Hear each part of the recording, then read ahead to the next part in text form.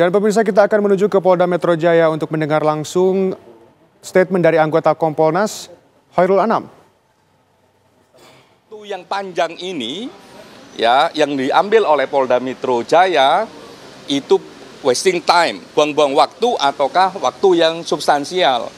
Per hari ini kami lihat rekam jejak kerjanya itu bukan waktu yang sia-sia, tapi waktu yang substansial. Karena hari per hari ada pergerakan pendalaman, hari per hari semakin jelas apa peristiwanya, bagaimana rekam jejaknya, dan apa yang mereka dapat. Cak, sebelumnya kan penyelidikan disebutkan sudah terang gitu, Cak. Nah, apakah hasil otopsi ini semakin menguatkan hasil penyelidikan? Kalau dari kemarin kita bilang proses ini semakin terang peristiwanya, hari ini ketambahan semakin jelas penyebab kematiannya. Artinya menguatkan hasil penyelidikan sebelumnya? Ya, sebagai satu rangkaian proses yang dilakukan, proses hari ini dengan adanya hasil otopsi tadi, itu semakin jelas penyebab kematiannya. Kalau kemarin peristiwanya terang, penyebab kematiannya belum, karena hasil otopsinya belum. Nah, saat ini kemarin peristiwanya sudah terang, dan tadi semakin terang, ya, habis itu penyebab kematiannya juga semakin udah jelas gitu. Jadi, tinggal diumumin aja sama Polda Metro. Kesimpulannya biar diumumkan oleh Polda Metro Jaya sebagai institusi yang memang bertanggung jawab terkait peristiwa ini dalam konteks penegakan hukumnya. Diumumin aja, Cak, ya, kesimpulannya.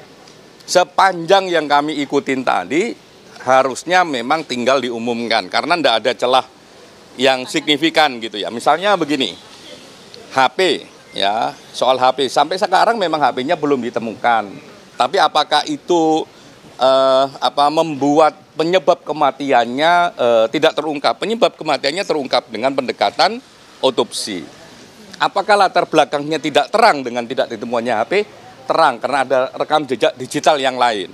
Artinya di dalam forum kesimpulannya menyatakan bahwa ada luka cekikan yang di leher Arya Daru.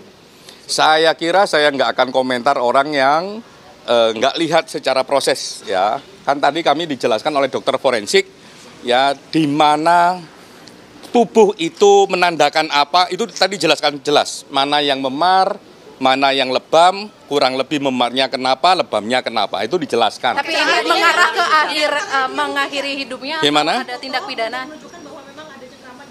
Semua hal memang harus dibuktikan, termasuk dengan foto plus juga dengan penjelasannya.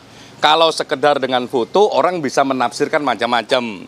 Nah, kalau tadi dalam proses di atas tadi, itu kami dijelaskan detail, ya, foto awal, ya, sebelum otopsi, ya, sampai dilakukan otopsi, dan dijelaskan kondisi tubuhnya seperti apa dan dapat apa, dan itu yang paling penting. Oke, Cak, ya, berarti oleh dokter otopsi ya, oleh dokter forensiknya. Yang terpenting selain tadi soal penyebab kematiannya sudah diketahui, apakah penyelidik juga sudah mendapatkan motif di balik kematiannya itu? Dalam konteks peristiwa seperti ini sebenarnya nggak hanya peristiwa seperti ini, sebenarnya pidana kita tidak mengenal apakah motif itu harus dibuktikan ataukah tidak.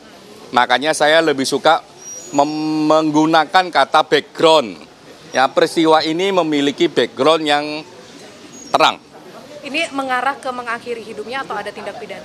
Biar Polda Metro Jaya besok mengumumkannya. Tadi dari hasil gelar perkara apakah ditemukan tindak pidana atau tidak, Cak? Dari dalam pembahasan tadi? Besok Polda Metro Jaya akan mengumumkannya. Bagi kami yang paling penting ya, misalnya kayak tadi. Oh, ini kok ada foto yang beredar dan sebagainya, kayak ada luka di leher dan sebagainya, misalnya kayak begitu. Tadi kami dijelaskan dari ujung ke ujung soal otopsi ini ya, dari sebelum tubuhnya diotopsi, kondisinya kayak apa sampai hasil otopsinya dijelaskan. Cak, artinya di dalam forum tadi tidak ada perbedaan pendapat ya daripada penyelidik terkait penyebab kematian korban. Yang pasti tadi pendalamannya sangat komprehensif. Tidak hanya soal hasil otopsi, tapi juga hasil digital. Tidak hanya soal hasil digital, juga keterangan saksi. Terus itu di-compare, misalnya CCTV dengan rekam jejak digital yang lain, dengan WA itu di-compare. Dicocokin waktunya, dicocokin momen yang ada di CCTV dengan momen pembicaraan di WA.